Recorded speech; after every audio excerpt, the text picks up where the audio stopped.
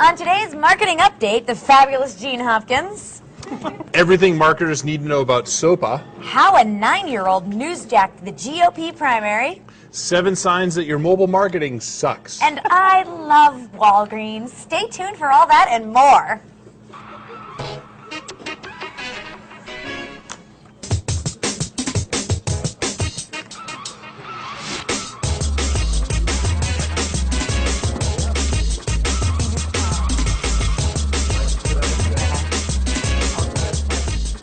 Hi, welcome to the Marketing Update. It's January 13th, 2012, and we're coming to you live from Cambridge, Massachusetts. I'm Karen Rubin. I'm Mike Volpe, and we're joined today with our special guest, Gene Hopkins. Thanks for being here. Those of you that want to Cheers for join the show and interact with us, MKTGUP is the hashtag. Use that. We will incorporate your tweets into the show. iTunes for all the old shows, 5-star reviews. And you can always come and watch the show live. We have a great audience today with a whole bunch of HubSpot customers. We love our HubSpot customers. Yay! So it's a fun day here. And I think that's it, right? We're good to go. We're in fast mode on this show. So, Gene. Thank you for joining us, Welcome. Gene. Well, I had to write a freaking book in order to get on the show. I mean, geez. And you made cookies today, too. I made cookies. That's Yeah. actually what I'm going to start telling HubSpotters when they tell me they want to get on the show. Write a book. And Write a book and you can be on. and make cookies, Karen. Oh, sorry. You're missing the cookies. And make cookies. That gets you on the show. Yes. So your new book, Go Mobile, out last week, right? This week, This actually, week. Wednesday. Very good. Out only 3 days. For only 3 days. It's a baby. It's Well, a baby. and for people who don't, like, we just sort of glossed over. We Gene, did. Gene is a HubSpotter. Gene is VP of Marketing here at HubSpot. She's been in marketing for over 2 years now? Yes. I think 2 years, Yes, yeah. And Well, She's not the just real deal. in marketing, but I mean, in marketing, you could say a Well- couple of decades. But well, right. No, but here, at HubSpot in marketing, right. It's a little over right. 2 So, years. you know, if you're a marketer, you probably know what a marketing persona is. And at HubSpot, our marketing persona is called Mary. And Gene is Mary at HubSpot. It used to be Mike, but he's not anymore because he's the CMO. He got all big and everything. But Gene's Mary. Well, actually, as far as a Mary, I think the salespeople call me the scary Mary. I'm the Mary you don't want to get on the phone. That's awesome. So, tell me about your book, Go Mobile. Why should people go mobile? Well, it's this book is really just a simple, very step-by-step on how to get into mobile marketing quickly and easily. That's all it is. It's do this, don't do that. Very, very simple, because a lot of the mobile marketing books that are out there are very technology-oriented. Yeah. And It's scary when you get into all the nitty-gritty of it. yeah. You've done that with apps and stuff. Totally. Yeah, so that's the challenge. We tried to make it very simple for a small and medium-sized business, our customer, to be able to get into mobile easily. Nice, excellent. And so, like, what are the why should we've talked about it on the show before, but let's rehash. Why should someone care about going mobile? Like, why do they want to do this? Well, everybody has a phone, right? How many people in here have a smartphone? They're all up. Everybody's raising them, right? Everybody has a smartphone. Do you look at your email on your phone? Yes. Do you go to your social networks on your phone? Yes. What do you do on your phone? Oh, everything. You buy on your phone. You use it for QR codes. You take pictures. You do everything on your phone. And the average marketing person, what are you doing, Brian, on your phone right now? You're doing something. Twitter. Right. He's doing Twitter, and everybody uses their phones. And this is why you have to think about, this is the computer. This is your desktop right now that's in your hand. It goes everywhere with you. It goes to your restaurant. It goes to, I don't know, there's some studies that show that people actually check their email in the bathroom. So there's a guy, he checks his email in the bathroom, so, you And know. isn't afraid to admit it. Yay. But the thing is that you bring it with you everywhere, and you hope it doesn't fall into the toilet bowl. Yes. You do hope that. Huh? So, you know, is mobile just for B2C companies? Is it mostly about finding restaurants and mostly about finding things you're going to shop for in a store? Or is it about more than just B2C? It is, because when you look at 90% of C-level people like Mike, are all have smartphones. And what do? They do all their research on their phone. And so when you're a B2B customer, I just actually spoke to a group last week down in North Carolina, and the people that were sitting in the front row went to the C-level people. They were when I was talking about HubSpot and how we're a software company, those guys in the front were searching up HubSpot, and up pops our homepage, and they were looking at us. They were looking at the things that we had, and I was actually able to point out how many of you in the front row actually just looked up HubSpot on your phone, and they all raised their hands, and that's what happens. And the interesting, I'll back that up with, so we have this "What is HubSpot" video on our homepage. Yes. That is, it's on YouTube, and we embed it in our homepage. And one of the top 5 sources of traffic to that video is actually mobile devices. Yes. Yeah. And I think it's because it's on our homepage. I think so many people are like, you're talking about HubSpot, whatever, and they're like, oh, well, what is this thing? Right. And like, oh, well, let me watch the video. And like, you just watch the video right there on your phone. Yeah, you're consuming content on your phone or another device like an iPad or something like that. Yeah. Absolutely. Yeah. So who's doing it well? Give me an example of a company that really gets the whole mobile game. Well, the American Red Cross actually has done a good job with it. I actually just got a text message after the earthquake that happened a couple of years ago in Haiti. You were able to donate $10 by just texting back, and they were able to raise millions of dollars that way. And I just got an email from them a couple of days ago on the 2nd anniversary of the earthquake as a reminder of how many people were helped. It was 1.6 million people were helped by those donations. So it was a nice way to be able to follow up on your donation. It was a great way to be able to collect. And people, you didn't have to go to a website. Right. You didn't have to go to a website and put in all the information. You just clicked and $10 went in order to be able to help them out. Another one is Domino's. I mean, Domino's has a mobile app that they've actually been able to generate millions of dollars from. That very simple, that they just use it and they've generated millions of dollars because people are ordering their Domino's pizzas on their phone. That's Very excellent. simple. That is excellent. I would order a pizza on my phone. A Domino's pizza? No, I wouldn't order a Domino's pizza, but I would order a pizza. So during the era of cell phones, but before the era of smartphones, my roommate right after college used to program into his phone just pizza and a number, and that's like the number that he would call at like 2 in the morning. And he would just like, because he couldn't remember the name of the place or whatever, but it was like pizza. And that's like as much as he could figure out at that point, but it's like, do he want a pizza? And he would just call the number. This is like, they've taken it, Domino's has taken it to the next level. They have. That's awesome. But it probably, I bet it has like buttons, like what are your toppings and what size and how many, Yeah. and that might be Slide the 'em part. over. But they, Well, there's another app called Grubhub, which I've actually used a fair amount because I hate talking to humans on the phone. And I always feel like every time you call to get takeout or delivery, they always screw something up. Whereas if I can type in my own order, I feel That's like the true. accuracy is higher. That's true. And they have tons of restaurants all over the place. And they do, it's good. And you can actually program in your credit card and just automatically bills everything and like you're done. It's great. what they really need to do is they need the like quick order button that's for when you're drunk. You go to Yes. the app and you're just Yeah. like, I want that. Right, So you don't have to right, think about it. right. Brought someone home, didn't bring someone home. Like what? You're right. Couple options, but then like God, it's getting risque. We should start this company. Right. This is fabulous. We should. Make millions. We should. Yes. There you go, Yes. new app. All right. Yeah. What else do you want us to deliver aside from the food? Like, yeah. Could be lots of things. Based on your preferences, Karen, it'd be personalized. Like the things I could say right now and I am holding back. So, Gene, I'll tell you them all after. So, look, just how should someone get started? What are the first couple of steps? Well, you need a mobile website. Yeah. This is, for the very first thing I would do is take your smartphone or take your iPad device and actually look up your website. And if you end up having to scroll over to be able to see your website or scroll down in order to read it, and you're not like pinching and releasing in order to take a look at your particular website, that's what you need to do. Now, if you're a HubSpot customer, like many of the people in the audience right now are, you are mobile optimized because that's something awesome about HubSpot. So, VP of marketing. the other thing I would do is also make sure I would use Marketing Grader. The Yeah. Marketing Grader tool has a great section on if you're mobile optimized, and some of the data that you presented recently shows that the number one thing that people wanted to learn about was 301 yeah. redirects. Number 2 and number 3 were mobile questions. So what you want to do is you want to make sure that you are mobile optimized. At the very bare minimum, people get all hung up on, I want to be an app, I want to get an app, and their website sucks. Yeah. Yeah, So, totally. first step is there. Give me the book. All right, so go mobile. Gene I Hopkins. thought you were going to point out where your name and, was. no, I wasn't. And Jamie Turner.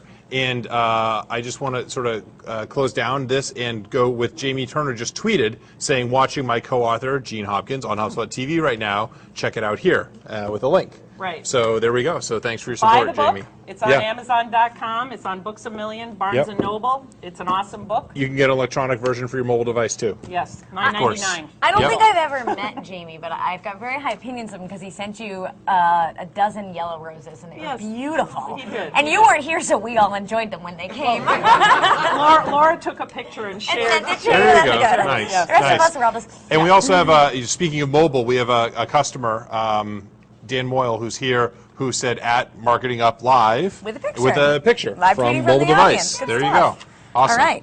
All So right. diving into the headlines. So headlines. The first one is one that I was actually pretty excited about. Everything marketers need to know about SOPA. Yeah. And so I actually. So what is SOPA, Karen? So SOPA is the Stop Online Piracy Act. Yes. And it's a bill that was introduced to Congress in October. Yes. And basically, it's about giving U.S. law enforcement officials the ability to really crack down on people who are, stealing copyrighted intellectual property online.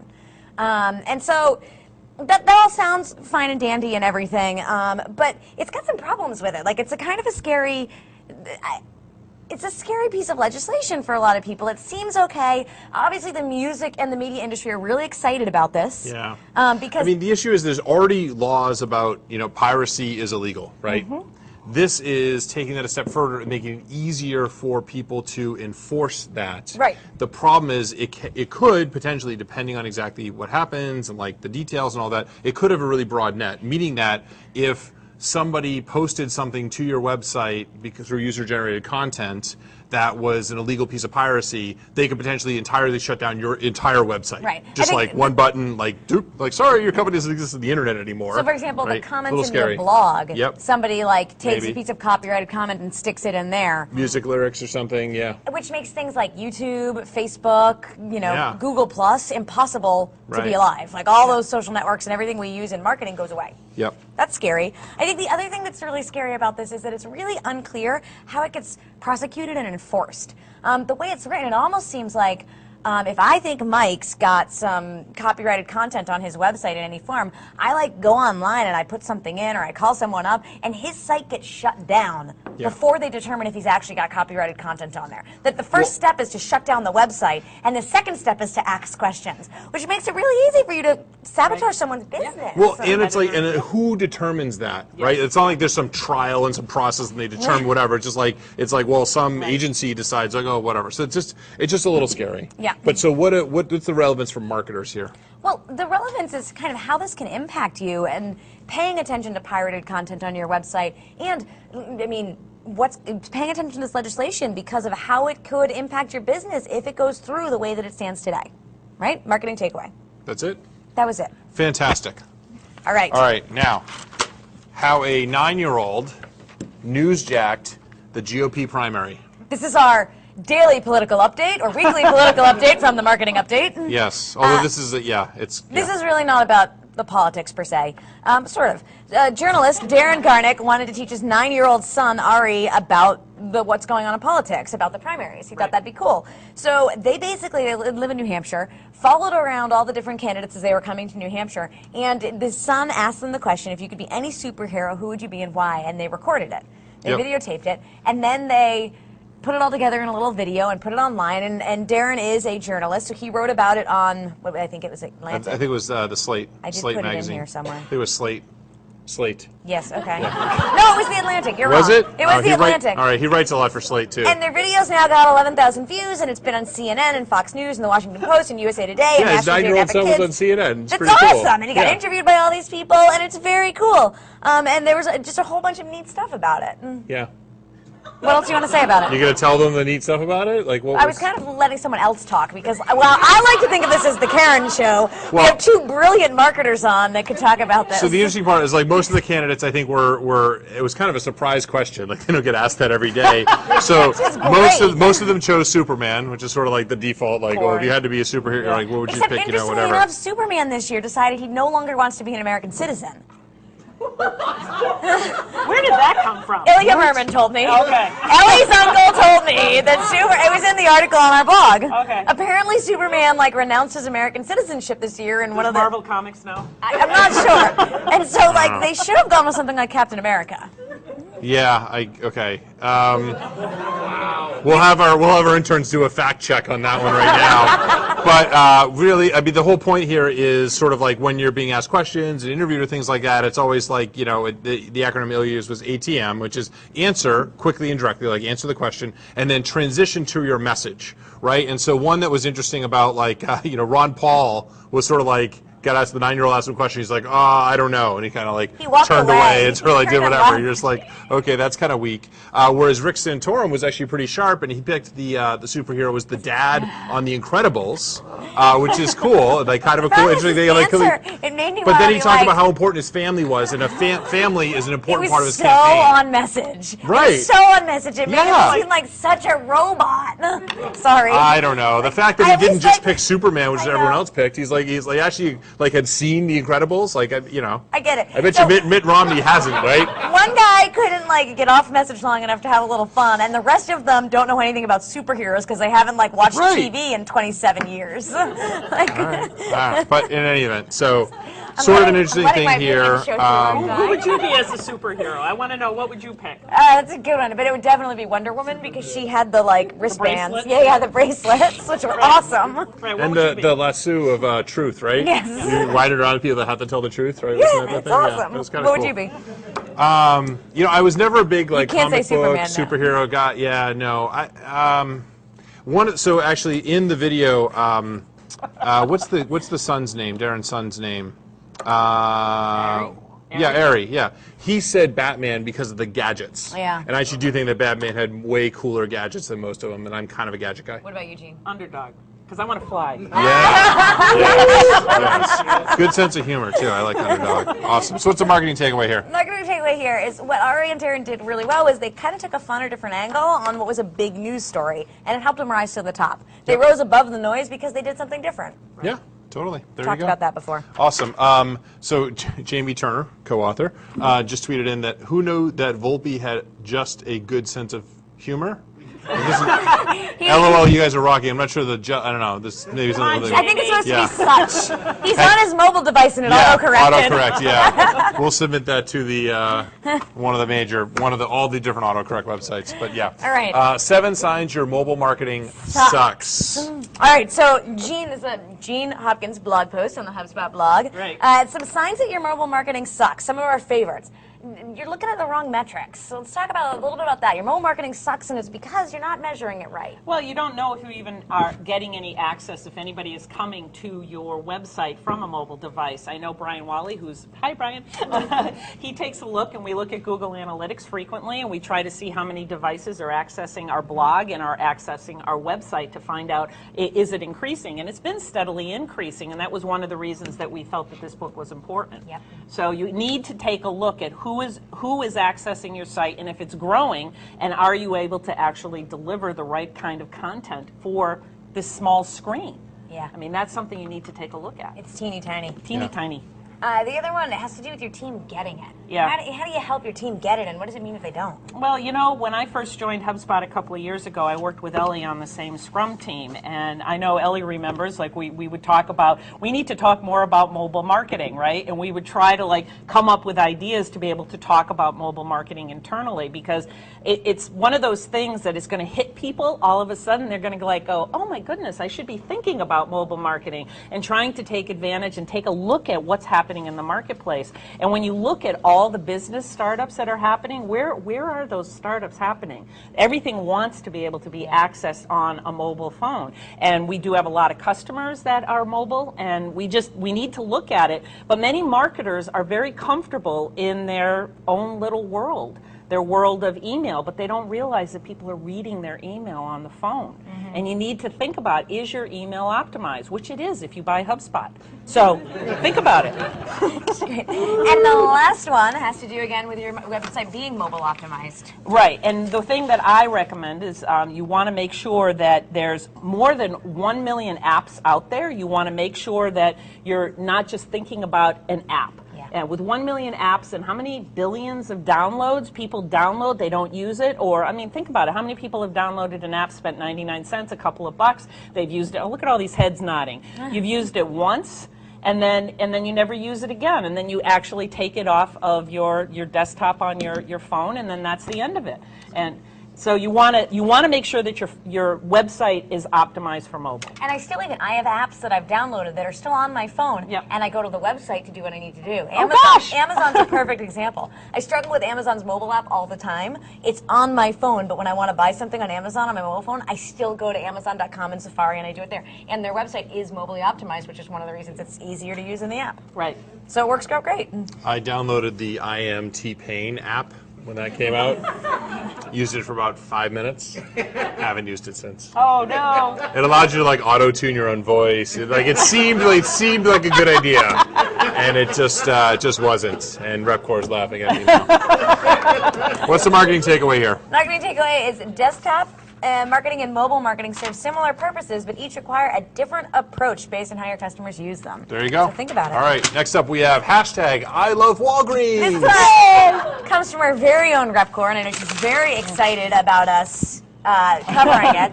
Basically, Walgreens decided to pay for their hashtag I love Walgreens to be promoted.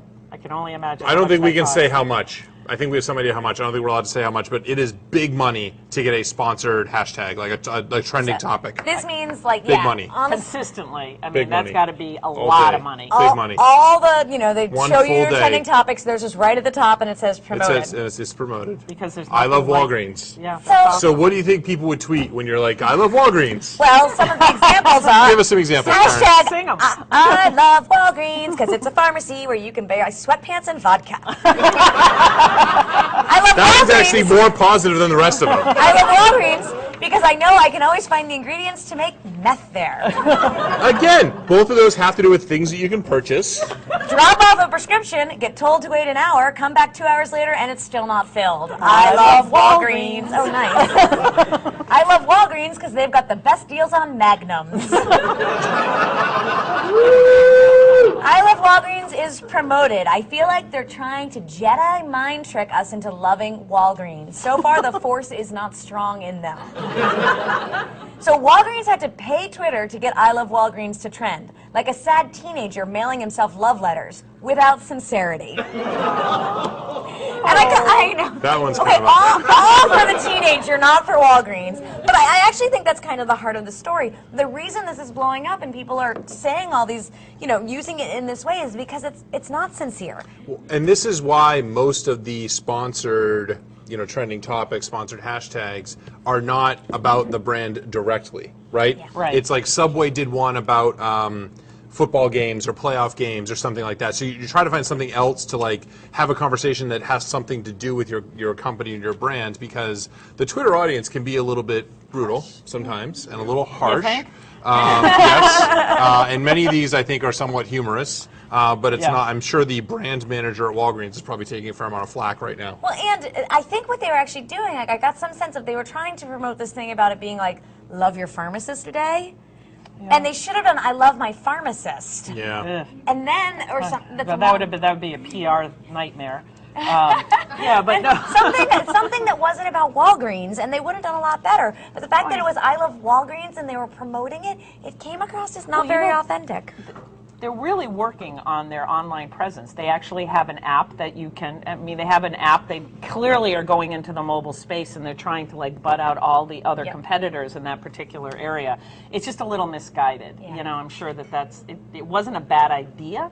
It's just, I think that the execution in terms of the selection of the words, they didn't newsjack it. They could have done something much cooler. They could Yeah. have. It's interesting because I feel like for something like this, if you have to pay for it, you probably don't deserve it, Right. and that means that you don't have enough point. support for it to actually go well. That's right. And versus like, Apple, who would never pay for it because they're a trending topic like Right. every time they launch a new product, Right, right? right. But they also, like, the reason that they don't have to pay for it is because they earn it, and it's sort of like this weird, interesting thing. So it's like, I think you need to be careful with that type of thing. Right. So the marketing takeaway here is that authenticity matters. Don't be the sad teenager and mail yourself love letters. It just doesn't go over big with the crowd. Yep. And actually, on this, I guess this is from Dan because he didn't mention who it was from. But right now, the trending topic is Kenmore Square, but it's a Dunkin' Donuts contest with a Bruins player at the Dunkin' Donuts there. Oh, how cool. So that's But sort of they interesting. didn't, the Dunkin' Donuts But it isn't wasn't in like the I love Dunkin' hashtag. Donuts exactly. It's Yeah. Kenmore So Square. interesting. That's great stuff. Yep. Awesome. So- So marketing tip of the week. Gene, what's the marketing tip of the week? Use Marketing Grader. Use Marketing Grader in order to find out if your website is mobile optimized, and if yeah. I like Website Grader. Marketing Grader. Okay, I like that one too. I like Marketing Grader. Yay! And you like Marketing Update. I do like Marketing Update. So use Marketing Grader. Sorry. What are you doing this weekend? Me? Either of you, but you can start. Okay. Karen always likes to go last. Okay. My daughters ride horses, and we are going to Johnson & Wales Equine Center to look at them doing a dressage lesson, which is like dancing with horses. So, We had a weird. long discussion before the show about what this means. Apparently they walk sideways. Yes. Have you ever seen a horse walk sideways? No. Not on purpose. See? Does he ever want to? That would be no. I don't. I have Hi to your anything, parents. yeah. Hi, Mom and Oh, Dad. yeah. All right, Mike, what are you up to this weekend? Unpacking boxes, watching. Are you in the Pat's new house game. yet? We are now finally in the new house. Yay! Thank you. Toilets We and showers installed. Yes, but not in the same bathroom. So you have to use the toilet one place and shower in a different bathroom. Literally, it's like there's like two bathrooms. You got to go between the two. It's very weird. But today that problem should have been rectified. So we'll find out when I Yay. get home tonight. Wonderful. Which is fantastic. So yes. I'm heading up to New Hampshire for the 3-day weekend. It is going to be minus 20 degrees tonight. Is that all? Is it really? Yeah. What's the wind chill? Oh, it was like minus 34 or something my gosh. ridiculous like Wow. that. Like it's freezing up there. But they got snow this week, and in theory, the cross-country ski trails are open. So tomorrow, when it's 7 degrees, I'll be out there hitting up the cross-country ski trails. 3-day weekend for your husband, but not for you. Oh But no, you're I making took it Monday for off. you. Yeah. Awesome. Sorry, I forgot to mention that, boss. Thanks, sir. See you later.